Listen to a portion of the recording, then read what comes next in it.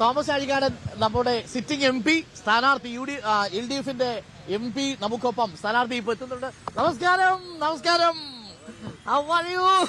Very fine. അപ്പോ ഉഷാറാണ്. തീർച്ചയായും രാത്രി 2 മണിക്കാണ് വന്ന് കിടന്നതെന്ന് പറഞ്ഞു. തിരക്കിലേക്ക് ഇറങ്ങി. ഈ കുതിരയെ കാണുമ്പോൾ എന്തെങ്കിലും തോന്നുന്നുണ്ടോ? ഞങ്ങളുടെ പഴയ ചിഹ്നമാണ്, കേരള കോൺഗ്രസിന്റെ പഴയ ചിഹ്നമാണ്. 1967 മുതൽ 87 വരെ കേരള കോൺഗ്രസ് ചിഹ്നമായിരുന്നു. അല്ലേ കുതിര? അതെ. ഇപ്പൊ 2 ചിഹ്നത്തില. അതെ. ഇപ്പൊ എങ്ങനെയാ ചിഹ്നം? 2 ചിഹ്നം ഞാൻ 1991 ആദ്യം മത്സരിച്ചപ്പോൾ മുതൽ ഉപയോഗിക്കുന്ന ചിഹ്നമാണ്. 8ാമത്തെ തെരഞ്ഞെടുപ്പാണിത്. ഈ 8 തെരഞ്ഞെടുപ്പിലും ഞാൻ ഒരേ ചിഹ്നത്തിൽ തന്നെയാണ് മത്സരിച്ചിട്ടുള്ളത്. അത് 2 ചിഹ്നമാണ്. ഈ 2 ചിഹ്നം ഇത്തവണ പൂത്ത് തളിർക്കാനുള്ള സാധ്യതയുണ്ടോ? യാതൊരു സംശയവും വേണ്ട. ആണ്? തീർച്ചയായിട്ടും പൂത്ത് തളിർക്കും. ഓക്കെ, നമുക്കൊരു ചായ കുടിച്ചോണ്ട് സംസാരിക്കാം. ഒരു സംശയം. വിത്തൗട്ടാണോ? വിത്തൗട്ടാണ്. അപ്പം നമ്മുടെ സ്ഥാനാർത്ഥിക്ക് ഒരു വിത്തൗട്ട്. നമുക്കിത് ചായക്കടയിൽ ഇറങ്ങി വർത്തമാനം പറയാം. അലി അക്ബർ ഷായും നമുക്കൊപ്പം ചേരുന്നുണ്ട്. അപ്പോ കുതിരപ്പുറത്ത് നിറങ്ങല് നല്ലൊരു പണിയാണ്. രാജീവ് ഇതൊന്ന് പിടിച്ചാട്ടെ.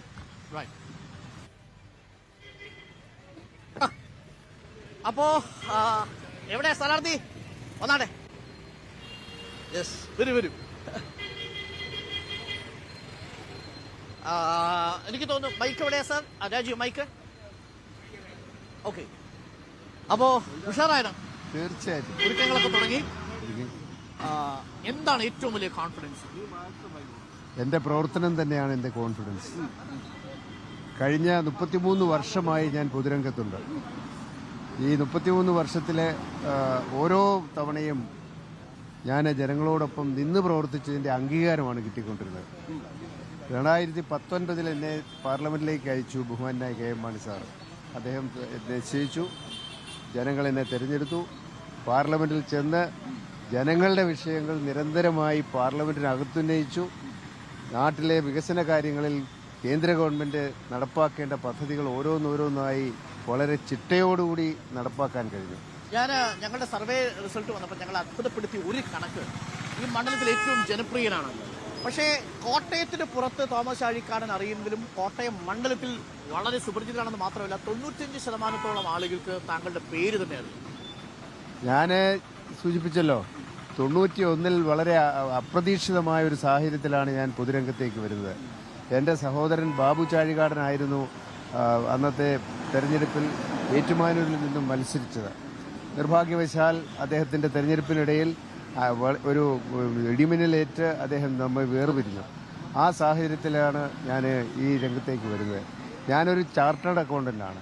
CA പാസ്സായതിന് ശേഷം വീട്ടിലെ സാഹചര്യങ്ങൾ സാമ്പത്തികമായി അത്ര സുരക്ഷിതമല്ലായിരുന്നുകൊണ്ട് ഞാൻ ആഗ്രഹിച്ചത് യഥാർത്ഥത്തിൽ പ്രാക്ടീസ് ചെയ്യണമെന്നാണ്. പക്ഷേ ഉടനെ കിട്ടിയ ഒരു ജോലി എന്ന നിലയിൽ ഞാൻ ബാങ്കിൽ ചേർന്നു. അവിടെ ഏതാണ്ട് 13 വർഷത്തോളം ബാങ്കിൽ പ്രവർത്തിച്ചു. തിരുവനന്തപുരം ബ്രാഞ്ച് മാനേജരായിരിക്കുന്ന അവസരത്തിലാണ് ഈ 91 സംഭവം ഉണ്ടാകുന്നത്. അന്ന് ബഹുമാനായ KM മാണി സാറ് തിരുവനന്തപുരത്ത് മന്ത്രിയാണ്. രാഷ്ട്രീയത്തിലേക്ക് പോവുകയായിരുന്നില്ല പ്രധാനപ്പെട്ട ലക്ഷ്യം. എന്റെ ആത്യന്തികമായ ലക്ഷ്യം ഒരു ചാർട്ടേഡ് അക്കൗണ്ടന്റ് ആവുക, CA പാസ്സായി പ്രാക്ടീസ് ചെയ്യുക എന്നതായിരുന്നു. ഞാൻ സൂചിപ്പിച്ചതുപോലെ ആദ്യത്തെ MP ആണ് അല്ലേ? ആദ്യത്തെ MP. അതെ. മാത്രമല്ല വളരെ പ്രധാനപ്പെട്ട കാര്യം, ഈ ഫണ്ട് വിനിയോഗത്തിന്റെ കാര്യത്തിലും ആ ചാർട്ടേഡ് അക്കൗണ്ടൻസിയുടെ പ്രാഗൽഭ്യം താങ്കൾ തെളിയിച്ചു. ഫണ്ട് വിനിയോഗത്തിന്റെ കാര്യത്തിൽ മാത്രമല്ല, എന്റെ എല്ലാ പ്രവർത്തനങ്ങളിലും എന്റെ CA-കാരൻ എന്നുള്ള പ്രവർത്തന ശൈലിയും പ്രവർത്തന പാരമ്പര്യവും എന്നെ വളരെയേറെ സഹായിച്ചിട്ടുണ്ട്.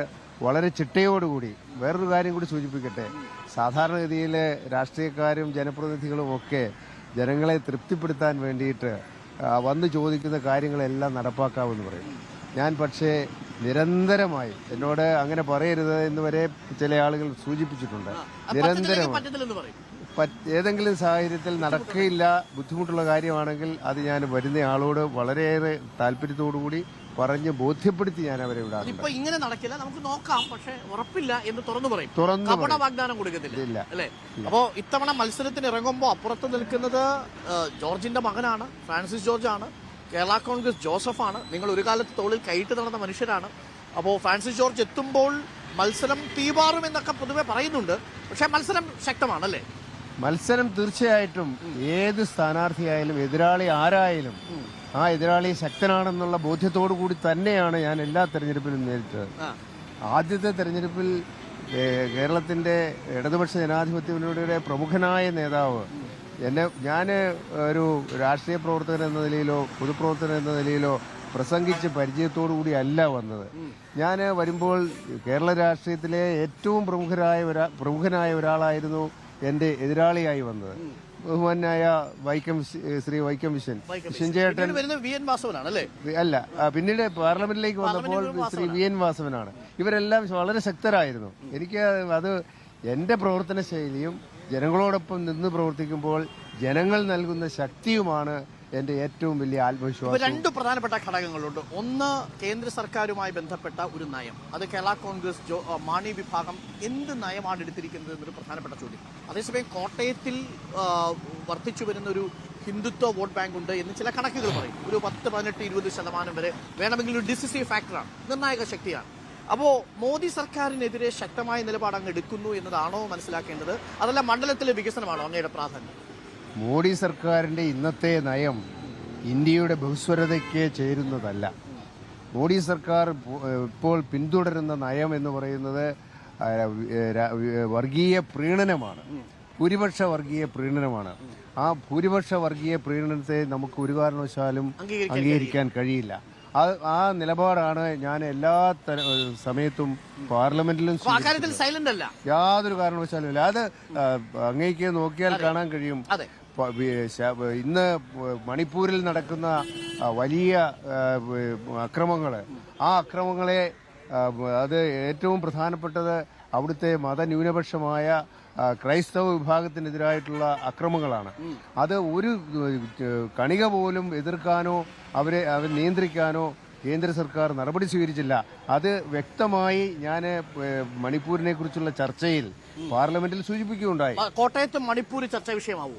തീർച്ചയായിട്ടും വരും. രണ്ടാമത്തെ ഒരു പ്രധാനപ്പെട്ട കാര്യം, സർക്കാരിന് സാമ്പത്തിക പ്രതിസന്ധിയുണ്ട്. അതൊരു ആന്റി ഇൻകംബൻസി, ഭരണവിരുദ്ധ വികാരം സർക്കാരിനെതിരെ, സംസ്ഥാന സർക്കാരിനെതിരെ ഉണ്ടാക്കിയിട്ടുണ്ട് എന്ന് പൊതുവെ വിലയിരുത്തുന്നു. ആന്റി ഇൻകംബൻസി വന്നതിന്റെ അടിസ്ഥാന കാരണം എന്താണ്? കേന്ദ്ര സർക്കാർ രാഷ്ട്രീയമായി കേരള സർക്കാരിനെ ഞെരുക്കുകയാണ്. കേരള സർക്കാരിന് അർഹതപ്പെട്ട അല്ലെങ്കിൽ കേരളത്തിന് അർഹതപ്പെട്ട സാമ്പത്തിക ആനുകൂല്യങ്ങൾ അല്ലെങ്കിൽ അർഹതപ്പെട്ട സാമ്പത്തിക വിഹിതം നൽകാൻ കേന്ദ്രം തയ്യാറാകുന്നില്ല എന്നതാണ് അടിസ്ഥാന പ്രശ്നം.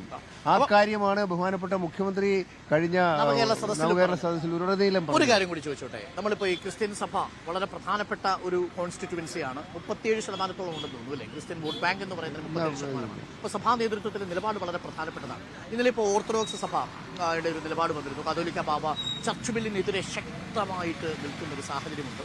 യാക്കോബായ പക്ഷേ തിരിച്ചൊരു നിലപാട് പ്രഖ്യാപിച്ചിട്ടുണ്ട്. അപ്പൊ കോട്ടയം മണ്ഡലത്തിൽ ഈ കത്തോലിക്ക ബാവ ഇന്നലെ പറഞ്ഞതും സഭാ നേതൃത്വത്തിന്റെ നിലപാടുകളും, അതിലൊരു വിഭാഗം ഇപ്പൊ റാഫി തട്ടിലൊക്കെ പറയുന്നത് പോലെ സർക്കാരിന് പിന്തുണ പ്രഖ്യാപിക്കുന്നു എന്ന് പറയുമ്പോൾ പരമ്പരാഗതമായി കേരള കോൺഗ്രസ് മാണിക്ക് കിട്ടിയിരുന്ന ക്രിസ്ത്യൻ വോട്ടിൽ ചോർച്ചയുണ്ടാവുമെന്നൊരു ഭയം ഒരിക്കലും ഉണ്ടാവില്ല. കാരണം ഞങ്ങളുടെ നിലപാട് വളരെ വ്യക്തമാണ്. ക്രൈസ്തവ ന്യൂനപക്ഷത്തിന്റെ താല്പര്യങ്ങൾ സംരക്ഷിക്കുക എന്നത് തന്നെയാണ് കേരള കോൺഗ്രസിന്റെ അടിസ്ഥാന ലക്ഷ്യം. അതിനുമായി ഞങ്ങൾ ക്രൈസ്തവരോടൊപ്പമാണ് നിൽക്കുന്നത്. ഉദാഹരണത്തിന് ഞാൻ സൂചിപ്പിക്കട്ടെ, ക്രൈസ്തവരിൽ നിന്നും ഹൈന്ദവരിൽ നിന്നും പിന്നെ ക്രൈസ്തവരായി മാറിയ ദളിത് ക്രൈസ്തവർ, അവർക്ക് സംവരണം വേണമെന്ന ആവശ്യം പാർലമെന്റിൽ ഞാനല്ലാതെ ആരും ഉന്നയിച്ചിട്ടില്ല. അത് ക്രൈസ്തവ വിഭാഗങ്ങളുടെ ഒരു താല്പര്യമാണ്. അവരുടെ ഇന്ത്യയിൽ ഏത് മതത്തിൽ വിശ്വസിക്കുവാനും ഭരണഘടന അനുസരിച്ച് എല്ലാവർക്കും സ്വാതന്ത്ര്യമുണ്ട്. മതത്തിൽ വിശ്വസിക്കാതിരിക്കാനും സ്വാതന്ത്ര്യമുണ്ട്. അങ്ങനെയുള്ള ഒരു രാജ്യത്ത് മതത്തിന്റെ പേരിൽ വിവേചനം പാടില്ല. അത് വ്യക്തമായി 4-5 തവണ പാർലമെന്റിൽ ഞാൻ സൂചിപ്പിച്ചിട്ടുണ്ട്. അതുകൊണ്ട് തന്നെ അതേപോലെ മണിപ്പൂർ വിഷയം, ആ മണിപ്പൂരിൽ ഞാനും ബഹുമാനായ ജോസ് കെ മാണിയും നേരിട്ട് പോയി അവിടുത്തെ ഇന്ന് നടക്കുന്ന വിഷയങ്ങൾ നേരിട്ട് മനസ്സിലാക്കിയതിന് ശേഷമാണ് പാർലമെന്റിൽ ഞങ്ങൾ രണ്ടുപേരും പറഞ്ഞത്. മറ്റൊന്ന്, കാർഷിക മേഖലയുടെ പ്രശ്നങ്ങൾ, കർഷകരുടെ പ്രശ്നങ്ങൾ, വന്യജീവി സംഘർഷം, അപ്പൊ ഈ വന്യജീവി സംഘർഷം ഒരു ഭാഗത്ത് മലബാർ മേഖലയിൽ ഇപ്പൊ താമരശ്ശേരി അതിരൂപത, കണ്ണൂര്, അവിടെയും ഒരു ചെറിയ പ്രധാനപ്പെട്ട ആശങ്ക നിലനിൽക്കുന്നുണ്ട്. കോട്ടയം ഭാഗത്തേക്ക് വരുമ്പോൾ ഓർത്തഡോക്സ് എന്ന നിലപാടാണ്, ചർച്ച് ബില്ലിനെതിരായിട്ടുള്ള നിലപാടാണ് പ്രധാനമായിട്ടും ആശങ്ക ഉയർത്തുന്നത്. പക്ഷേ ഇതൊന്നും ഈ ക്രിസ്ത്യൻ വോട്ടർമാരെ ജോസ് കെ മാണി ഫോൾഡിൽ നിന്ന് അകറ്റില്ല എന്ന് തന്നെയാണ്. ഒരിക്കലും അകറ്റില്ല. കാരണം ഞങ്ങൾ അവരോടൊപ്പമാണ് നിന്നിട്ടുള്ളത്, അവരുടെ താല്പര്യങ്ങൾ സംരക്ഷിക്കാനാണ് നിന്നിട്ടുള്ളത്. ക്രൈസ്തവ ന്യൂനപക്ഷങ്ങളുടെ താല്പര്യങ്ങൾ സംരക്ഷിക്കുന്നത് ഞങ്ങളുടെ അടിസ്ഥാന ലക്ഷ്യമാണ്. അപ്പോൾ പിന്നെ അവരെ ഞങ്ങളെ എതിർക്കേണ്ട യാതൊരു മാത്രമല്ല പള്ളി പോകുന്ന ഒരു സത്യക്രിസ്ത്യാനിയാണ് അല്ലേ. ഞാൻ എല്ലാ ദിവസവും രാവിലെ എണീറ്റാൽ പ്രാർത്ഥന കഴിഞ്ഞിട്ട് മാത്രമേ പുറത്തിറങ്ങാറുള്ളൂ. അത് എൻ്റെ ഒരു ജീവിത ശൈലിയാണ്. എല്ലാവർക്കും വേണമെന്ന് നിർബന്ധമില്ല.